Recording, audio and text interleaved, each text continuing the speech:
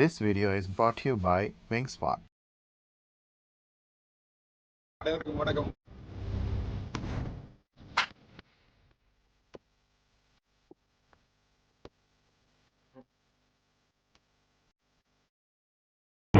எல்லா வீடியோவும் விட இந்த காணொலி தனிப்பட்ட முறையில் எனக்கு சிறப்பு வாய்ந்தது. ஏனெனில் இன்றைக்கு நான் சந்திக்க இருப்பவர் எனது சகோதரிகளை ஒருவர் வந்தார்.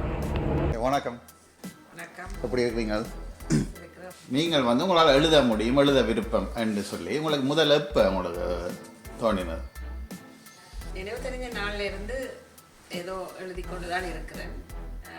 ஆனால் முதல் நான் எழுதினேன்னு எனக்கு ஞாபகத்தில் இருக்கிறது 1983 கலாலி ரோடில் குண்டு வெடித்து இராணுவம் இறந்தபோது நாங்கள் ஊரை விட்டு இடம்பெயர வேண்டி வந்தது. 83 அப்போ இடம்பெயர்ந்து போய் நாங்கள் நாச்சிமார் கோயில் அடியில் எங்கள் ஒரு அத்தை வீட்டில் இருந்தேன்.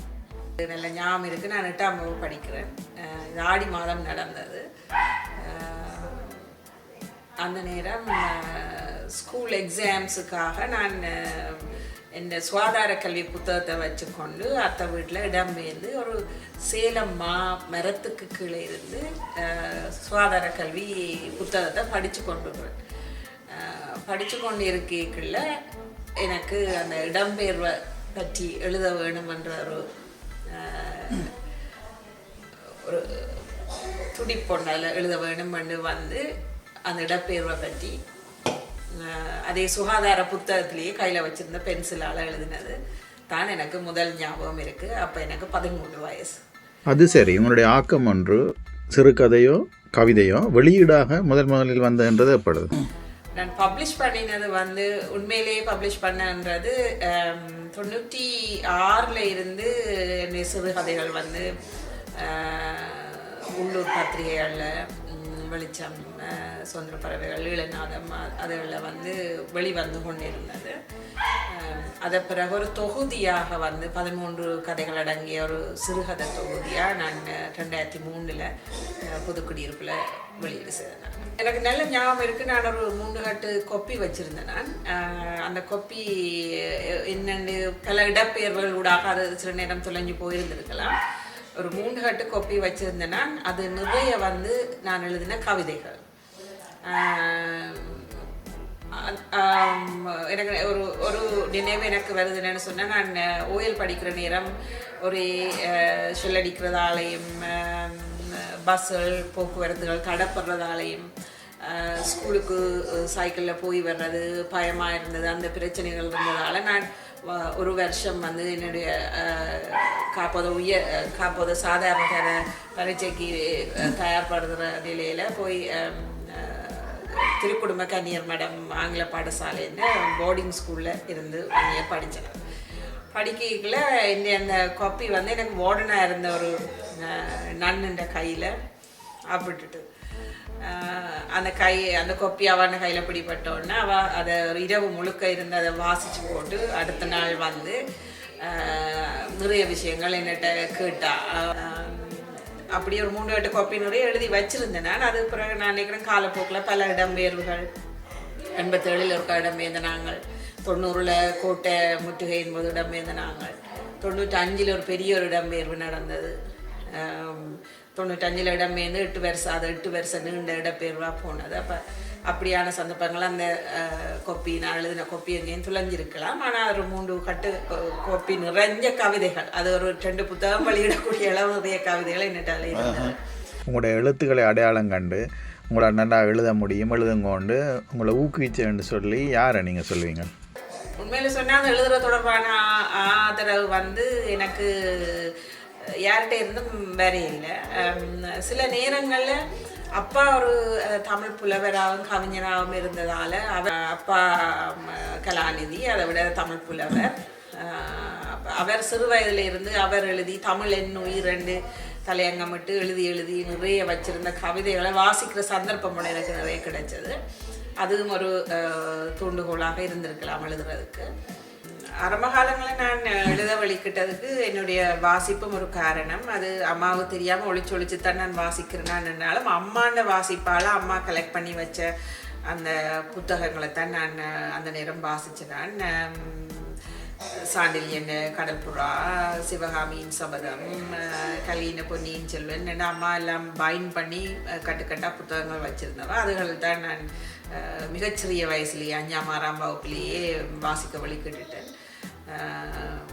அப்படியே அம்மாண்ட வாசனை அம்மாண்ட புத்தகங்கள் மீதான ஆர்வம் தான் நானும் புத்தகங்கள் மீதான ஆர்வம் எனக்கு தோன்றினதுக்கும் அதன் தொடர்பாக எனக்கு ஒரு எழுத்தாற்றல் வளர்ந்ததுக்கும் ஒரு காரணம் என்று நான் சொல்லுவேன். ஆனால் ஒரு திருமணம் செய்தது பிறகு என்னுடைய முதல் விமர்சகராக இருந்தது வந்து என்னுடைய கணவர். அவர் கதைகளை அதை நான் கேட்கணும்னு விரும்பினான். சாதாரணமாக சொல்லுவார்கள் ஒவ்வொரு ஆணின் வெற்றிக்கு பின்னாலும் ஒரு பெண் இருப்பாள் என்று சொல்லி. நான் அறிந்த வரையில் என்னுடைய சகோதரிகள் 2 பேர் கணவன்மார்கள், குமரேஷன் சரி, சேந்தானா சரி, ஒவ்வொரு படிக்கற்களிலுமே நின்று தோல் கொடுத்துள்ளார்கள் எனது சகோதரிகளின் வெற்றிக்கு. அவரை பற்றி சொல்லுவோம், குமரேசனா பற்றி. ஸோ உண்மையிலேயே என் எழுத்தாற்றில் அடையாளம் கண்டு அது அடுத்த லெவலுக்கு போகலாம், அது பத்திரிகைகளில் வெளியில் வர வேணும்னு ஊக்குவித்தது வந்து என்னுடைய கணவர் தான். அவர் தான் அந்த என்னுடைய முதலாவது கதை தொகுதி வெளிவர்றதுக்கும் இனியில் என்ற ஊண்டுகோளாக இருந்தவர். அது வந்து வன்னியில் நாங்கள் இடம்பெயர்ந்திருந்த அந்த 8 வருஷத்தில் தனிமை, வேறு எந்த ஒரு பொழுதுபோக்கும் இல்லை. அப்போ நிறைய எழுதினான், நிறைய வாசிச்சினான், நிறைய எழுதினான். அந்த நேரங்களில் அவர் வந்து என்ன ஊக்குவிப்பார், மற்ற எழுத்தாளர்கள் வெளியீட்டு நிகழ்வுகளுக்கு போக சொல்லி என்ன ஊக்குவிப்பார். அப்படி அவர் ஊக்கப்படுத்தி என்னுடைய கதைகளை வாசி முதல் விமர்சகராக தன்னுடைய விமர்சனங்களை சொல்லி அப்படி கொஞ்சம் கொஞ்சமாக அந்த 8 வருட கால பகுதியில் தான் என்னுடைய எழுத்தாற்றல் மேலும் மேலும் முன்னேறணுன்னு சொல்லுவேன். அவர் தான் அந்த 2003 நான் அந்த முதல் சிறுகதை தொகுதியை வெளியிடுறதுக்கு முழு மூச்சான ஆதரவு தந்தது அவர் தான். இன்று வரையும் அவருடைய ஆதரவு தான் நான் எழுதுறதுக்கும் பப்ளிஷ் பண்ணுறதுக்கும் காரணம். உங்களோட முதல் புத்தகம் பப்ளிஷிங் வன்னியில் நீங்கள் வாழ்ந்தோன்றிருந்த போது வெளியிட்டீங்க, புரிதல் சொல்லி. அந்த அனுபவத்தை சொல்லுங்க. அந்த வன்னி அண்டைய போர்க்கால சூழல், அதுக்குடான வாழ்க்கையில் ரொம்ப சவால் நிறைந்த வாழ்க்கையில் அன்றைக்கு எங்களோட மக்களுக்கு அந்த பாதிப்பு தான் உங்களை அந்த அந்த அந்த எழுத்துக்களை பிரேசித்திருக்க நினைக்கிறேன். அதை பற்றி சொல்லுங்க. சொன்ன போனால் நான் 13 வயசில் எழுத தொடங்கின காலத்தில் இருந்து போரால் நடந்த பாதிப்புகள், பொதுமக்கள் பாதிக்கப்பட்டது அனைத்தையும் நான் கவனிக்கக்கூடியதாக இருந்தது தான் என்னை எழுத தூண்டியது. நான் ஒரு போரால் உருவான எழுத்தாளர் தான் நான் சொல்லுவேன். தொடர்ந்து அப்படித்தான் போரும் அதால வார காயங்களும் அதால வார வேதனைகளும் வலிகளும் தான் என்னை தொடங்கினது. அது வந்து நான் வன்னியில் இருந்தபோது இன்னும் கூடினு தான் சொல்லுவேன். போரால் ஏற்பட்ட பொருளாதார பிரச்சனைகளால் ஏற்பட்ட சமூக பிரச்சனைகள் நிறைய வலிகளையும் வேதனைகளையும் நான் சமூகத்தில் கவனிக்க நேர்ந்தது என்ன எழுத வச்சது. அந்த நேரம் நான் செய்த வேலை வந்து என்ன சமூகத்தில் நிறைய கிராஸ் ரூட் லெவலில் போய் வேலை செய்கிறதுக்கான சந்தர்ப்பத்தை டாக்டர்ஸ் வித்தவுட் பார்டர்ஸோட மொழிபெயர்ப்பாளராக வேலை செய்தேன். நான் அதால் வன்னி பிரதேசத்தின் நிறைய பிரதேசங்களில் பயணம் செய்கிறதுக்கும் சின்ன சின்ன கிராமங்களுக்குள்ளே கூட போகிறதுக்கும் எனக்கு நிறைய சந்தர்ப்பங்கள் கிடைச்சது. அப்போ மக்கள் படுற வேதனைகள், போரால் வந்த வேதனைகள், பொருளாதார தடையால் வந்த வேதனைகள், மருத்துவம் வசதிகள் இல்லாதால வந்த வேதனைகள், நிறைய வேதனைகளை பார்க்க எனக்கு எழுத வேணும். அதால் வந்த கோபத்தையும் இயலாமையையும் வந்து வெளிப்படுத்துறதுக்குரிய ஒரு களமாக வந்து எனக்கு எழுத்துத்தான் இருந்தது. அதால தான் நான் நிறைய அந்த நேரம் அந்த புத்தகம் எத்தனை ஆண்டு வெளியிட்டு அது 2003 கார்த்திகை மாதம் வெளியிட்டது அந்த புத்தகம். அன்றைக்கு அந்த வெளியீடு அந்த நேரம் உங்களோட உணர்வு எப்படி இருந்தது? நீங்கள் சிறு வயசில் சின்ன பிள்ளையா உங்களுக்கு எழுத்தார்வம் இருக்குன்னு நீங்கள் உணர்ந்தது, அப்புறம் எழுத தொடங்கினது. ஆனால் ஒரு முதல் புத்தகம் என்று வெளியிட்டு அந்த புத்தகமோட கையில் இருக்கல, அந்த வெளியீடு நடக்கல, அந்த அந்த காலத்தை நினைவு கூர்ந்து சொல்லுங்க. கொண்டு வந்து நான் இடம்பெயர்ந்து உறவுகள் யாரும் இல்லாமல் தனியாக என்னுடைய கணவருடன் மட்டும் மற்ற என்னுடைய 2 சிறு குழந்தைகளுடனேயும் வாழ்கிறேன். நோய், பொருளாதாரம், வேறு போரால வார மற்ற வேதனைகள் நிறைய வேதனைகள் இருந்த பொழுதிலும் இப்படியான எழுத்திலே கவனத்தை செலுத்தக்கூடியதாகவும் இப்படி ஒரு புத்தகத்தை பிரசுரிக்கக்கூடியதாக இருந்தது வந்து அந்த நேரம் எனக்கு வந்து ஒரு மிகப்பெரிய ஒரு சாதனையாக தான் பட்டது. எவ்வளவோ மன அழுத்தத்துக்குள்ளாகி எதுவும் செய்யாமல் ஒரு இனியிலேருந்து ஒரு எதிர்மறையான ஒரு இதுக்குள்ள போக விடாமல் என்னை தடுத்து என்ன இப்போ நல்லது நடக்கும் திரும்ப ஊர் போவோம் நினைவுகளோட வாழ வச்சது வந்து என் எழுத்து தான். அப்போ அந்த எழுத்தை வந்து நான் ஒரு சபை நிறைந்த ஒரு இடத்துல போர் உக்கிரமாக இருந்த ஒரு இடத்துல சபை நிறைந்த ஒரு இடத்துல வந்து அதை வெளியிட்டது வந்து எனக்கு மிக மகிழ்ச்சியாக இருந்தது. அதை அந்த முதல் நூலை வாங்கினது கர்னல் சங்கர் அவருடைய துணைவியார் அந்த முதல் நூலை என்னுடைய கையால் வாங்கினது. அது அவ கொண்டதை வாங்கினதும் எனக்கு மிக சந்தோஷமாக இருந்தது. அன்றைய காலகட்டம் இன்றைக்கு நினைவு வந்தால் ரொம்ப ஈழத்தமிழகன்னு நல்ல நம்பிக்கையான காலங்களாக இருந்தது. இவ்வளோதான் வாழ்க்கைக்குள்ள அவ்வளோ போராட்டங்கள் இறப்புகள் மரணங்கள் நிறைந்ததாக இருந்தாலும் ஒரு நம்பிக்கை இருந்து கொண்டே இருந்த ஈழ மக்களுக்கு. ஆனால் அதில் இருந்து சடுதியாக அப்புறம் அங்கால வர்ற காலப்பகுதியில் எல்லாமே மாறி போயிட்டுது. அப்புறம் நீங்கள் அப்படி புலம்பெயர்ந்து வெளிநாட்டுக்கு வந்துருக்கீங்க கனடா.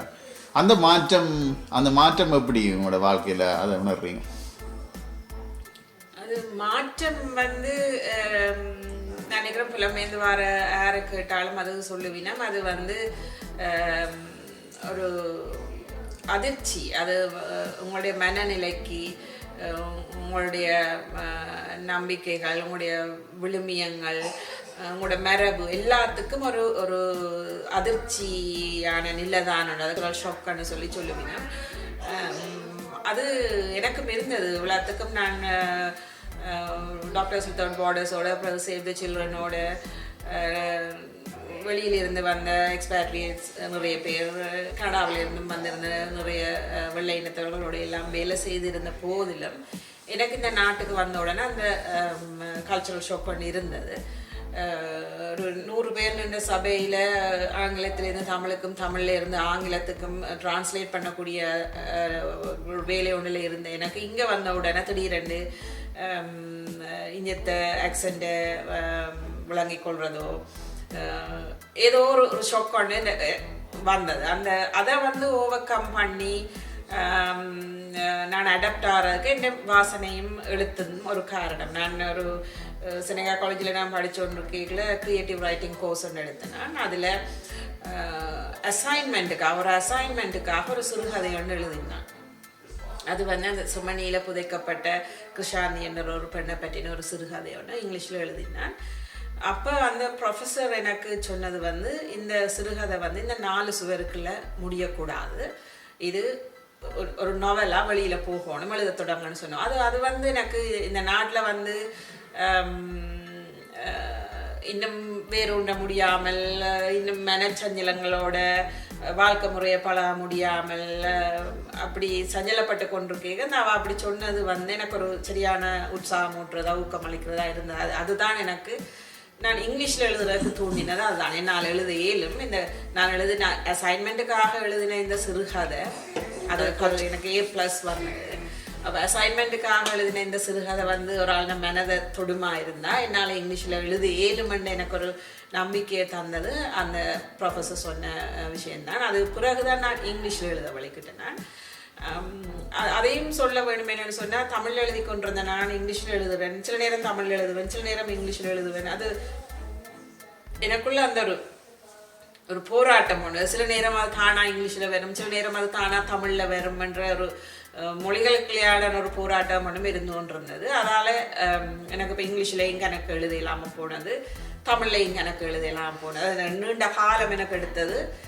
தமிழில் கணக்க ஒரு புத்தகம் வெளியிடக்கூடிய அளவுக்கு எழுதுறதுக்கும் இங்கிலீஷில் ஒரு புத்தகம் வெளியிடக்கூடிய அளவு எழுதுறதுக்கும் என்ன எனக்குள்ள நடந்த மனச்சஞ்சலங்கள் சில நேரங்களில் தமிழ் கவிதையாக சில நேரங்களில் ஆங்கில கவிதையாக வந்ததால் எனக்கு நீண்ட காலம் எடுத்தது. இப்படி ஒரு தொகுதியாக வெளியிடுற அளவுக்கு அது பெரிய சவால் இருந்தா. நீங்கள் அங்கே இருந்து புலம்பெயர்ந்து ஒரு நாட்டில் வந்து இந்த வாழ்க்கை முறை இந்த மக்கள் பழக்கமில்லாத மனிதர்கள் எல்லாமே புது சவால்கள் இருக்குது. அதில் வந்து உங்களுக்கு உடனே பொருளாதார ரீதியாக நிலைத்து நிற்க வேண்டிய சவால்கள் இருந்திருக்கும். அதுக்குள்ளால நீங்கள் மேற்படிப்பீங்க தொடர்ந்து நீங்கள் சரியா காலேஜ் போய் அப்புறம் ரைசனில் படிப்பீங்களாக்கும்? நான் சரியார் காலேஜில் advance diploma in business management செய்துட்டு பிறகு ரைசனில் பிகாம் மேனேஜ்மெண்ட் செய்துட்டேன். பிறகு யூனிவர்சிட்டி ஆஃப் டொரண்டோவில் மாஸ்டர்ஸ் இன் ஹெல்த் சயின்ஸ். அதுவும் வந்து நான் எடுத்த என்னுடைய கேப்ஸ்டோன் ப்ராஜெக்ட்டுக்கு நான் எடுத்த டாபிக் வந்து தமிழ் முதியவர்களுக்கு வந்து ஒரு கல்ச்சரோடு சம்மந்தப்பட்ட அவர்களுடைய கல்ச்சருக்கு, அவருடைய வாழ்க்கை முறைக்கு, அவருடைய நம்பிக்கைக்கு, அவருடைய மரபுகளுக்கு ஏற்ற மாதிரியான ஒரு சுகாதார பராமரிப்பாக இந்த இறுதி காலத்தில் வழங்குற தொடர்பான ஒரு ரிசர்ச். அது கல்ச்சுரலி எனேபிள்ட் அட்வான்ஸ் கேர் பிளானிங்னு சொல்கிறது. அது தொடர்பான ரிசர்ச் ஒன்று தான் செய்தேன். அது அந்த டாப்பிக்கை நான் செலக்ட் பண்ணுறதுக்கான ஒரு காரணமும் வந்து நான் இந்த புலப்பெயர்வால் மக்களுக்கு இடையில் ஏற்படுற இந்த மாதிரியான தடுமாற்றங்கள், உங்களுடைய ஃபேமிலி டாக்டரோ அல்லது வீட்டில் உங்களை பார்க்க வர ஒரு நர்ஸ் ப்ராக்டிஷனரோ அவைகிட்ட வந்து தெளிவாக தங்களுக்கு என்ன வேணுமென்னு சொல்லி அதை கேட்டு உரிமையோடு கேட்டு இதன்ற பெறக்கூடிய தன்மை வந்து எங்களோட தமிழ் சமூகத்தை சேர்ந்த முதியோர்களிடையே குறைவாக இருந்தது. என்னென்னு சொன்னால், நாங்கள் அப்படியான ஒரு இனம். நாங்கள் வந்து ஒரு வைத்தியரோ ஒரு நர்ஸ் ப்ராக்டிஷனரோ, அதாவது ஒரு எங்களுக்கு சேவை வழங்குகிற ஒரு சுகாதார உத்தியோகத்தர் ஒருவருக்கு எங்களுக்கு என்ன செய்ய வேணுமென்று அவைக்கு வடிவா தெரியுமென்று ஒரு நம்புகிறாக்கள். வைத்தியரை கடவுளாக பார்க்குற ஒரு இனத்தை சேர்ந்த நாங்கள். அப்போ எங்களுக்கு என்ன தேவையோ அதே அவை எங்களுக்கு சரியாக செய்வினமென்று நம்பி நாங்கள் எதையுமே டிமாண்ட் பண்ணி எனக்கு இதுதான் வேணுமென்னு கேட்க மாட்டோம். அது எங்களுடைய ஒரு சமூகத்தின் அடையாளம். அதால் அந்த தமிழ் சீனியர்ஸ் வந்து தங்களுக்கு தேவையானதை கேட்காம அவை என்னத்தை ரெக்கமெண்ட் பண்ணினமோ அதை ஏற்றுக்கொண்டு அப்படியே போகிற ஒரு மனப்பான்மை உண்டு. அவைக்கு அந்த தெளிவு இல்லை. தாங்கள் கேட்கலாம், தங்களுக்கு என்ன விருப்பம். ஒரு உணவுன்னு சொன்னால் தனக்கு தான் மற்ற உணவு சாப்பிட மாட்டோம், தனக்கு மரக்கறி உணவு தான் வேணும்னு சொன்னால் அதை கேட்கலாம். அப்படி கேட்கலாம் என்ற தெளிவு கூட இல்லாமல் இருந்தவன். அப்போ அதை நான் அந்த சமூகத்தில் இந்த வேலை நிமித்தமாக போக நேரடிகளை ஏற்பட்ட அந்த இதுதான் நான் அந்த டாப்பிக்கை எனக்கு ரிசர்ச்சுக்கு நான் செலக்ட் பண்ணது காரணம்.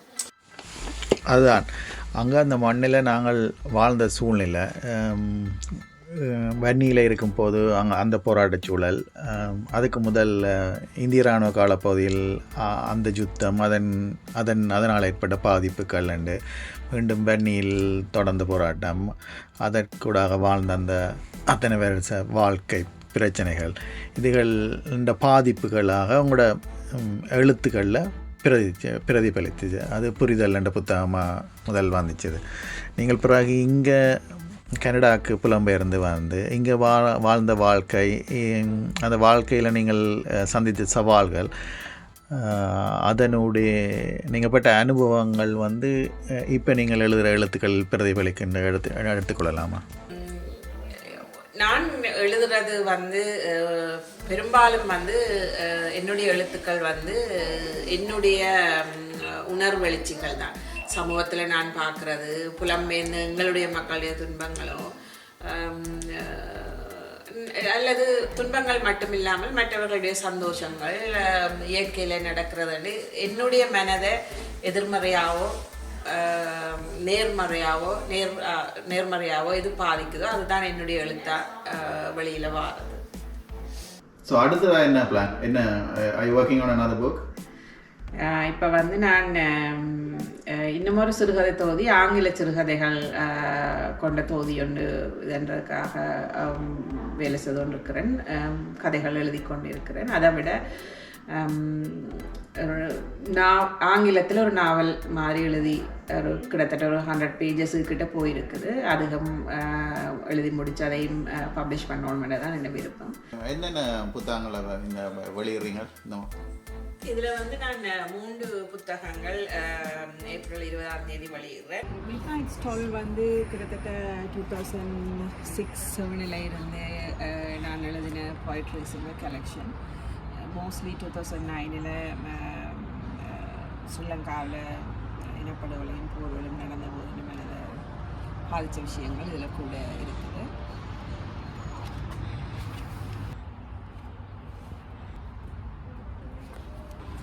இறை தேடும் பறவைகள்.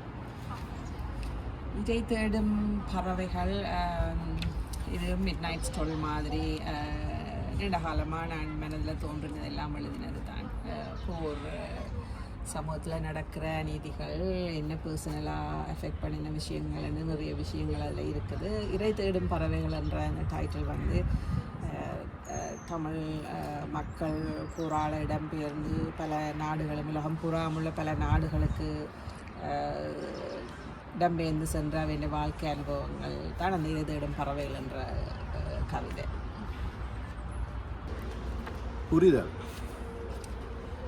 புரிதல் என்ற சிறுகதை தொகுப்பு வந்து அதே தலைப்பில் 2003 நான் புதுக்குடியிருப்பில் மலத்தீவு மாவட்டத்தில் உள்ள புதுக்குடியிருப்பில் வெளியிட்ட புத்தகம் அது. இது ஒரு 2வது பதிப்பு மாதிரி மேலதிகமாக 5 கதைகள் சேர்க்கப்பட்டு 2வது பதிப்பாக வெளிவருது.